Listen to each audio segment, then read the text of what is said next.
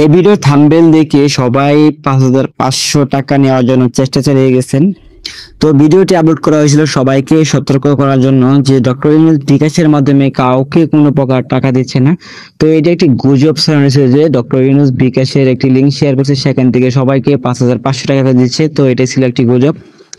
তো ইউটিউবে এরকম অনেক ভিডিও আপলোড করা হয়েছে, সেসব ভিডিওতে সবাইকে সতর্ক করার জন্য এবং সামাজিক যোগাযোগ ফেসবুকে যে একটি লিঙ্ক প্রকাশ করেছে সেই লিঙ্কে কিন্তু সবাই দেখতেছে যে ডক্টর ইউনূস যে 5,500 টাকা করে সবাইকে কাছে দিচ্ছে, সেটি কিন্তু একদম ভুল নিউজ।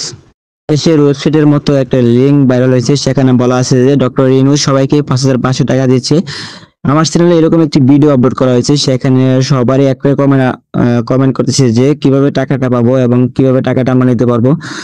তো এই ভিডিওটি আপলোড করা ছিল কিন্তু সবাইকে সতর্ক করার জন্য যে আপনাদের বিকাশ অ্যাকাউন্টের পিন নাম্বার এবং যে কোনো প্রকার তথ্য আপনারা যাতে শেয়ার না করেন লিঙ্কে প্রবেশ করে।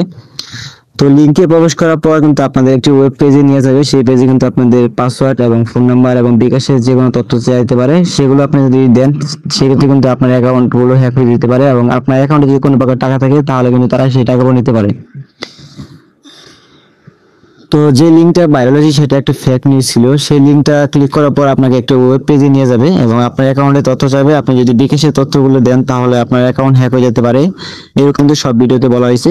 তো ফেসবুক ওপেন করলে যদি এরকম লিঙ্ক আপনার সামনে চলে আসে তাহলে ভুল করে আপনারা এরকম লিঙ্কে ক্লিক করবেন না।